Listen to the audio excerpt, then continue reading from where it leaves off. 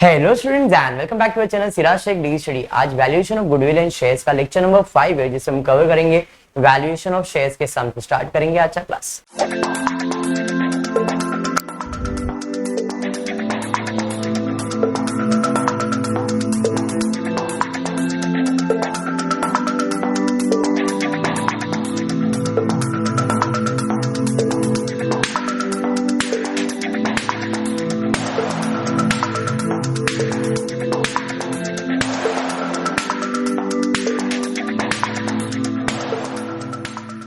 Start करें। In the previous lecture मैंने valuation of share start करवा दिया था।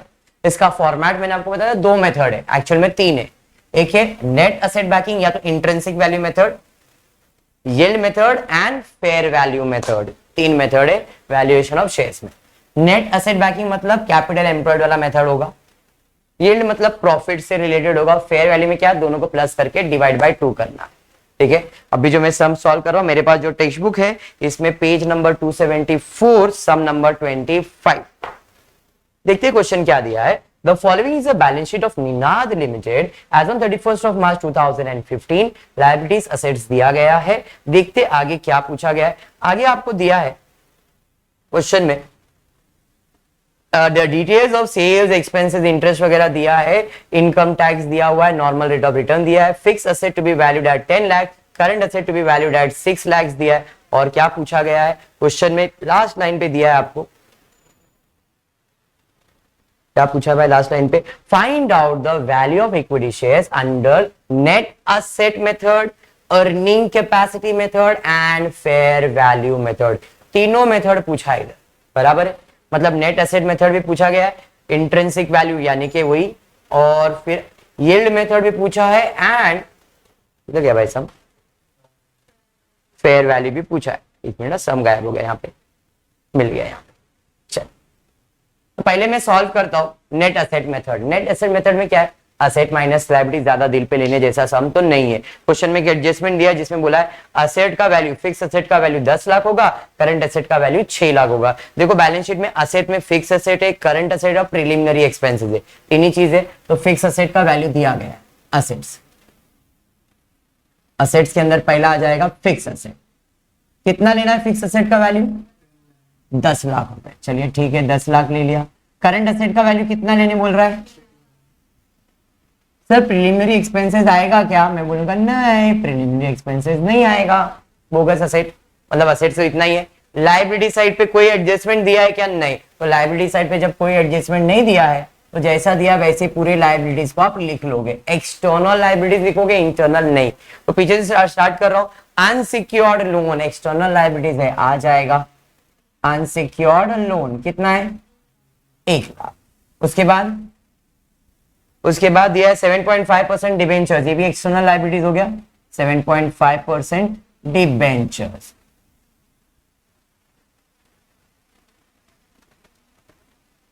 कितना डिबेंचर, 2 लाख। उसके बाद करंट लायबिलिटीज, ये भी आ जाएगा, कितना है 1 लाख। उसके अलावा और क्या है, उसके अलावा प्रेफरेंस शेयर्स नहीं, इक्विटी शेयर्स नहीं। करंट लायबिलिटीज किधर है? अच्छा, इसमें प्रिंट नहीं हुआ है क्या? अच्छा, इसमें प्रिंट नहीं हुआ है, ठीक है। चलो अब इसका टोटल ले लेते हैं, इसका टोटल लेते हैं। इसका टोटल तो 16 लाख, इसका टोटल आ जाएगा 4 लाख। 4 लाख हो गया, 16 में 4 माइनस करेंगे तो 12 लाख कैपिटल एम्प्लॉयड हो गया। हाँ जी, कैपिटल एम्प्लॉयड में माइनस करेंगे प्रेफरेंस शेयर कैपिटल। कितना है प्रेफरेंस शेयर कैपिटल? देखो 1 लाख भाई, 1 लाख माइनस कर दो तो जो आंसर आता है उसे कहते हैं net asset available to equity share holder, 11 lakh. समझा? अब इससे हम क्या फाइंड कर लेंगे, इंट्रिंसिक वैल्यू यानी कि वैल्यू पर share. 11 lakh divided by number of equity share. हमारे पास इक्विटी शेयर 10 रुपए वाला है, 5 लाख। 5 लाख मतलब 50,000 शेयर हो गए, एक का वैल्यू 10 है तो डिवाइड करो, कितना आ रहा है 20। डन हो गया भाई, पहला मेथड डन, सिंपल है। अब इसके अंदर गुडविल का एडजस्टमेंट ही नहीं था, लेकिन अभी कभी कभी ऐसे बड़ा सम देना रहेगा तो गुडविल का भी सम साथ में अटैच कर देगा। भाई गुडविल वैल्यू करना पड़ेगा और वैल्यूएशन ऑफ शेयर्स, ऐसा बोला है तो मतलब गुडविल का कैलकुलेशन करेंगे, जो भी उधर गुडविल आएगा वो असेट साइड पे ऐड करना पड़ेगा, बड़ा सम अगर आया तो। बेसिक सम है भाई, ये सिंपल सा सम है।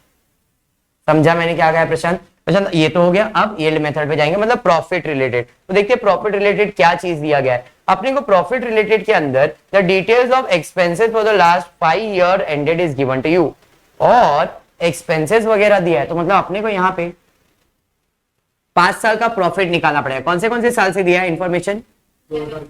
2011, 2012, 2013, 2014, 2015, 5 साल का दिया है। क्या दिया है? सेल्स। तो सेल्स तो इनकम होता है, बताइए कितना दिया है? 4,50,000, 5,50,000, 7 लाख, 4 लाख, 8 लाख। सेल्स में माइनस करेंगे एक्सपेंसेस। एक्सपेंसेस में क्या क्या एक्सपेंसेस है? एक्सपेंसेस नाम का खुद ही एक एक्सपेंस है। उसके बाद क्या है जी? उसके बाद है interest on loan, interest on debenture, interest on loan, interest on debentures. चलिए एक्सपेंसेस कितना दिया है पहले इसमें, फिर 2,90,000, फिर 3 लाख, फिर 1,55,000, फिर 4 लाख। नेक्स्ट उसके बाद इंटरेस्ट ऑन लोन, पहले इसमें 10,000, फिर 20,000, 25,000, 30,000, 10,000। उसके बाद इंटरेस्ट ऑन डिवेंचर्स 1,500, सब में 15,000। चलिए ठीक है, सब में 15,000, 15,000, 15,000, 15,000, 15,000। अब क्या है? इनकम में एक्सपेंसेस जो माइनस होगा, उसके अलावा कोई एक्सपेंसेस दिया है क्या क्वेश्चन में? नहीं। रेट ऑफ इनकम टैक्स दिया है, नॉर्मल रेट ऑफ रिटर्न दिया है, फिक्स असेट का वैल्यूएशन दिया है। तो जब इनकम में एक्सपेंस माइनस होगा तो आएगा नेट प्रॉफिट बिफोर टैक्स। क्या करना है आपको? सेल्स में ये सबको माइनस करना है, सेल्स में माइनस, सेल्स में माइनस, सेल्स में माइनस, सबको माइनस करके जो आंसर आएगा वो आएगा नेट प्रॉफिट बिफोर टैक्स। चलिए माइनस कर दीजिए फटाफट, एक एक करके आप लोग। 2,25,000। प्रशांत कौन सा किया? कुछ नहीं, ओरल मत कर, कैलकुलेटर पे कर। कौन सा वाला? पहले वाले का 2,50,000। चलिए ठीक है। कौन सा? थर्ड वाले का 3,60,000। नेक्स्ट, ये तो कर ले, 4 लाख चला गया है इधर। इसका 3,75,000 इधर। 15, 5, 20, 60, 70, 60, 70, 70, 2 लाख, 2 लाख आएगा। देखो 2 लाख बराबर है। डन यहां तक? चलिए अब इसमें हम लोग माइनस करेंगे टैक्स। अभी करना है तो भी चलेगा, एवरेज निकाल के करना है तो भी चलेगा, मतलब सबको प्लस डिवाइड करके टैक्स माइनस करना है तो भी चलेगा। समझा? या तो सबका 40% माइनस करके एवरेज निकालेंगे तो भी चलेगा। अंडरस्टूड मैंने क्या बोला? प्रॉफिट प्लस डिवाइड बाय 5 करो, एवरेज निकालो, बाद में 40%, या तो सबका 40%। अभी सबका 40% निकाल लो, कितना आ रहा है? 40% अमाउंट 1 लाख, 40% 25 को 4 बार मल्टीप्लाई किया, इधर 22,500, तो 22, 22, 22 4 बार करेंगे तो 20, 20, 80, और 25, 25, 5 और 5 90,000। देखो निकाल के, मैंने तो ऐसे ही रैंडमली किया है। 30, 1, 20 और 6 दिन 18, 138, इधर 1,44,000, 6 4 24 बराबर, 1,44,000 बराबर, इधर 80,000 बराबर, इधर 34, 1, 20, 1,50,000। चलिए माइनस कर दो तो नेट प्रॉफिट आफ्टर टैक्स आ जाएगा 2,25,000, 1,20,000,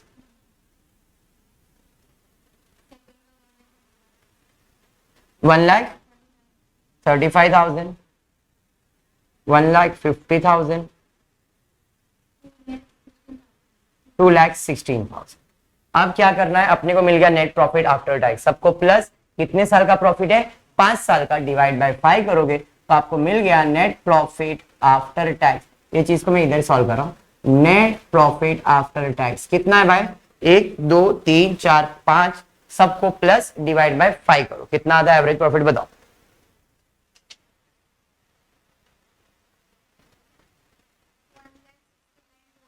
$1,69,200।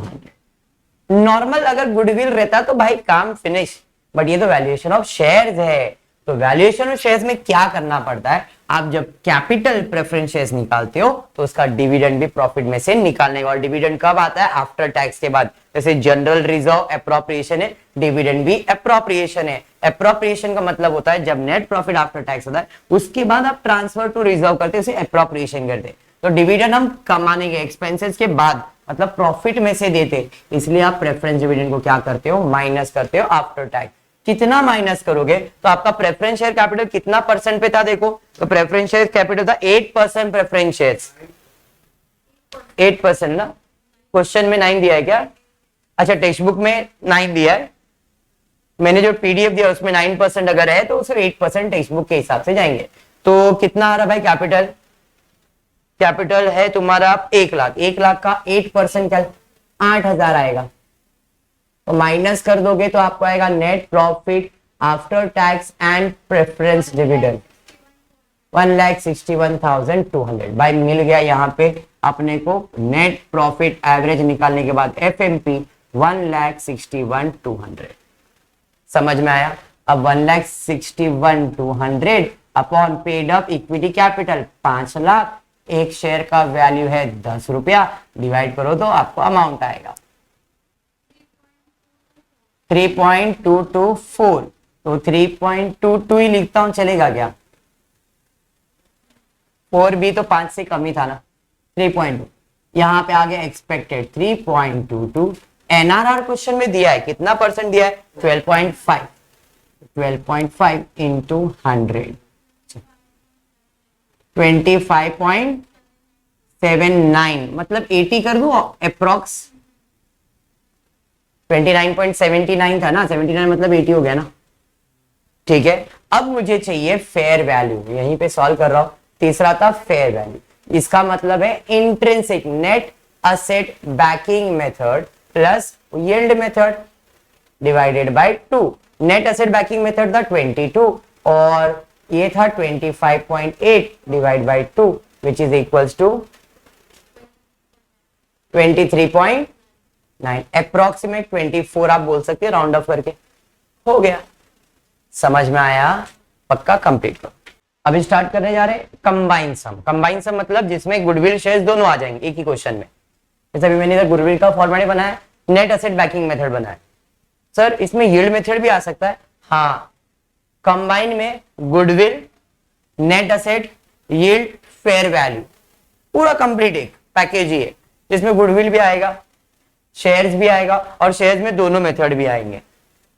बात समझ में आ रहा है, मतलब डिपेंड करता है क्वेश्चन आपको कितना वो ट्विस्ट देना चाह रहा है।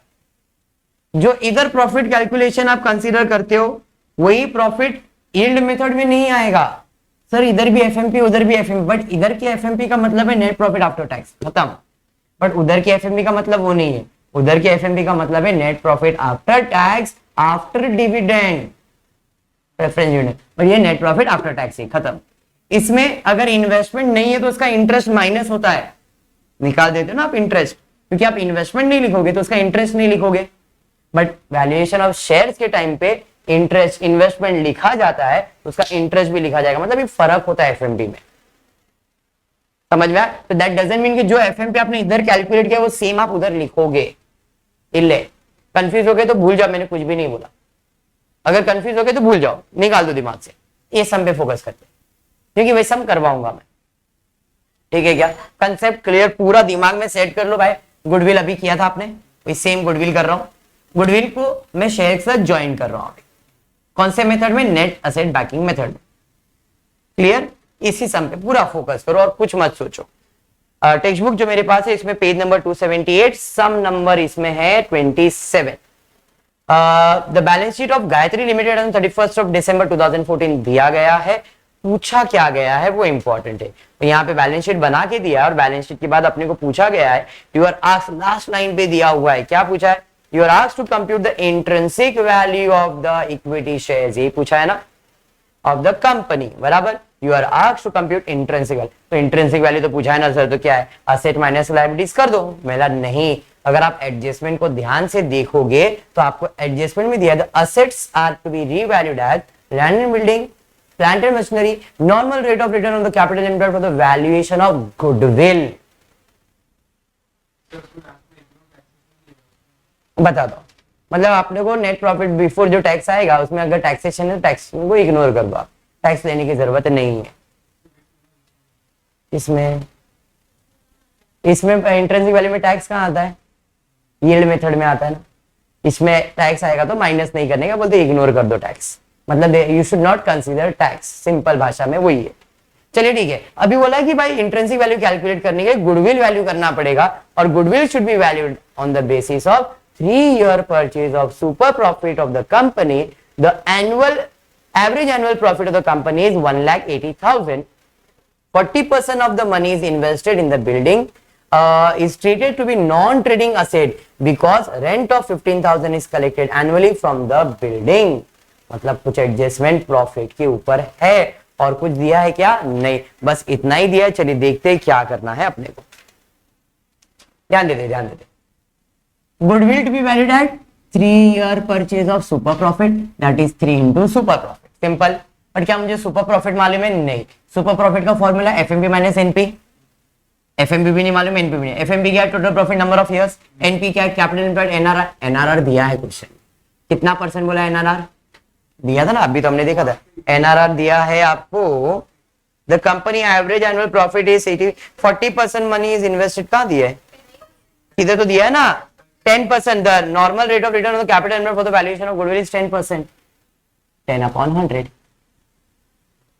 अब मुझे असेट माइनस लायबिलिटीज करना पड़ेगा, बराबर है।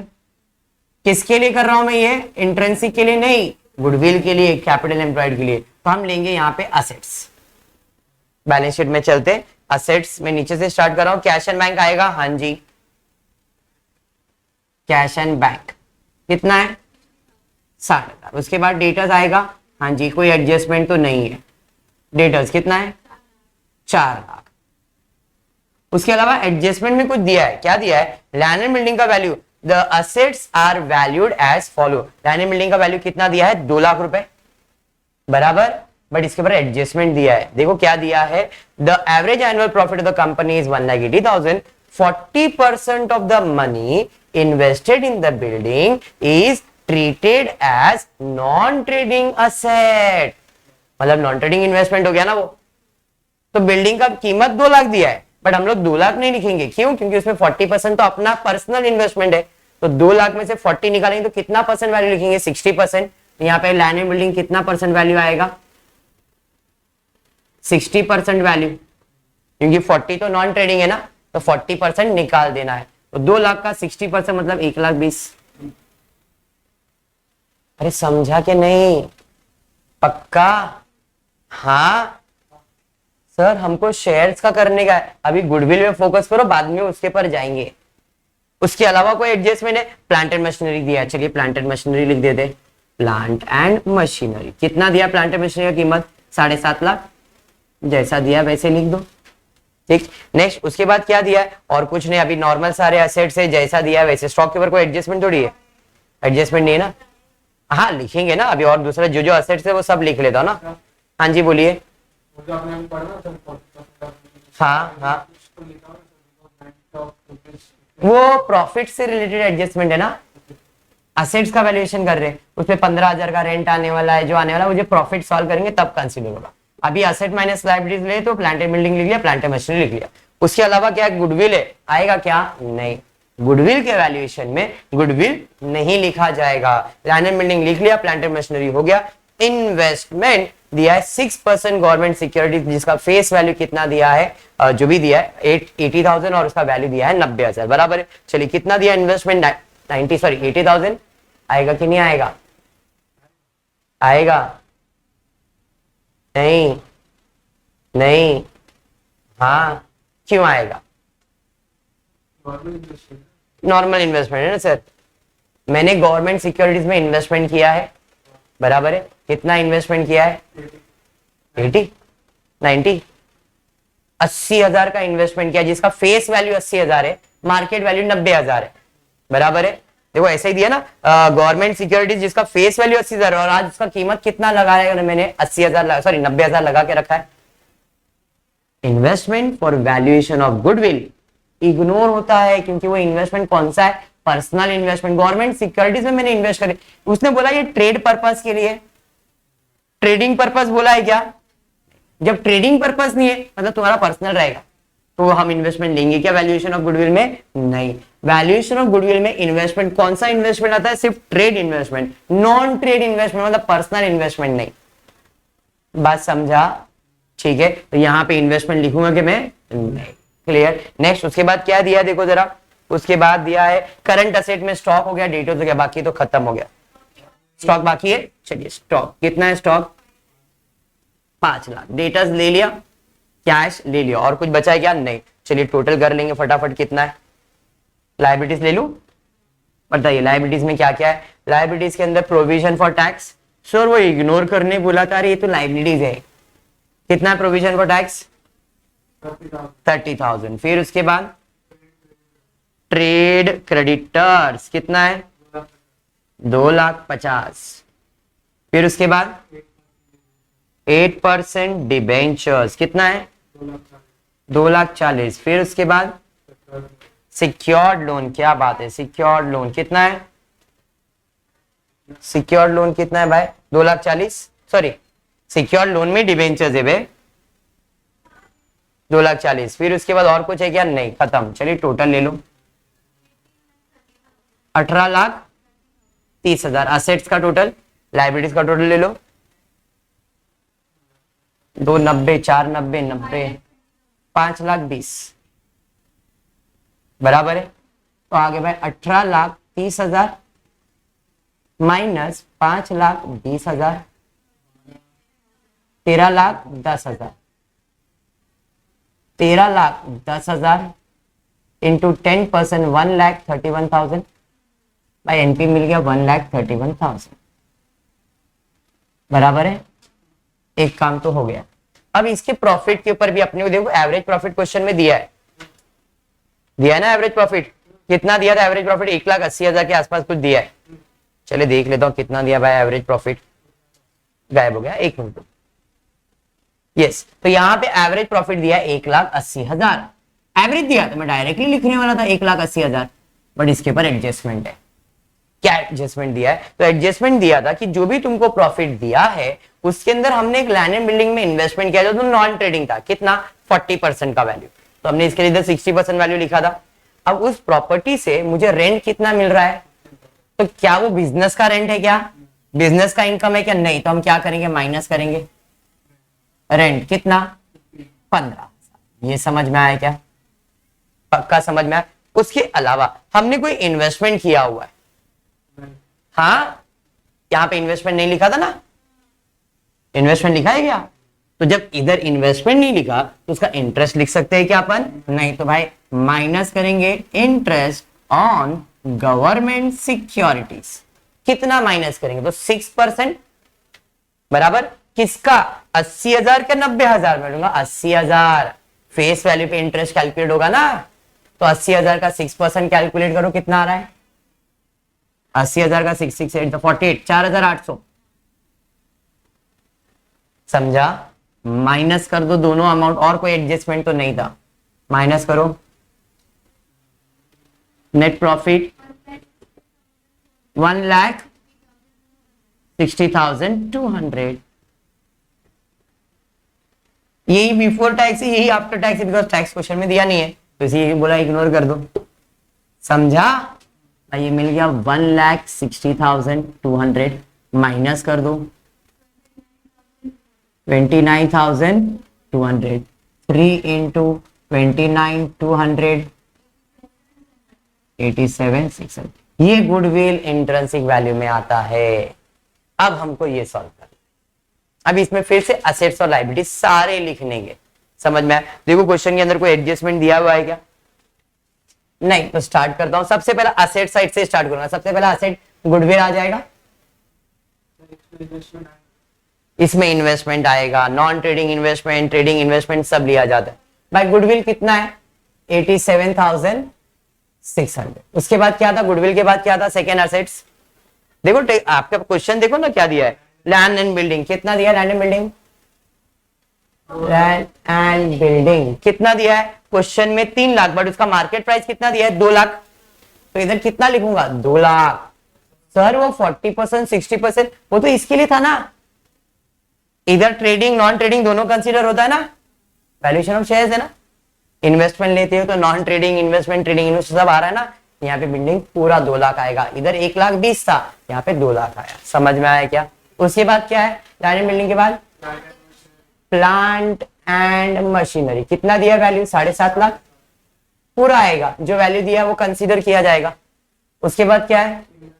6% गवर्नमेंट सिक्योरिटीज। कितना दिया 6% गवर्नमेंट सिक्योरिटीज? 90,000। चलिए बढ़ेंगे नेक्स्ट। उसके बाद स्टॉक कितना दिया है?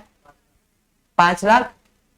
चलिए बढ़ेंगे नेक्स्ट। उसके बाद डेटर्स कितना है जी? 4 लाख। उसके बाद कैश बैंक कितना है? 7 लाख 60,000। उसके अलावा डन, सारे असेट्स आ गए। लाइबिलिटीज में जाएंगे। लाइबिलिटीज में सेम प्रोविजन फॉर टैक्स कितना? 30,000। फिर ट्रेड क्रेडिटर्स कितना है? Trade creditors 2,50,000। फिर 8% डिवेंचर्स 2,40,000। टोटल इसका तो 5,20,000। इसमें और कुछ ऐसा है जो इग्नोर करने जैसा था क्या? नहीं। इसका टोटल कितना आ रहा है असेट्स का? देख लो, 20,87,600। 20,87,600 असेट माइनस लायबिलिटीज करेंगे तो कैपिटल एम्प्लॉयड आता है। हाँ जी, माइनस कर दीजिए, कितना आया? 67,600। माइनस क्या करेंगे इसमें? Preference share capital. कितना है preference share capital? 4 lakh minus कर देंगे तो आपको आ जाएगा 11,67,600। समझ में आया? नाउ हम फाइंड करेंगे वैल्यू पर share, that is 11,67,600 divide by कितने इक्विटी शेयर्स है क्वेश्चन में? देखो जरा, मेरे पास 90,000 शेयर्स है, एक का वैल्यू 10 है, तो 90,000 से डिवाइड करो। 97 मतलब ऑलमोस्ट 13 रुपया तो हो ही गया वो, 97 पैसे मतलब। ठीक है, तो आपको क्या पॉइंट याद रखना है भाई?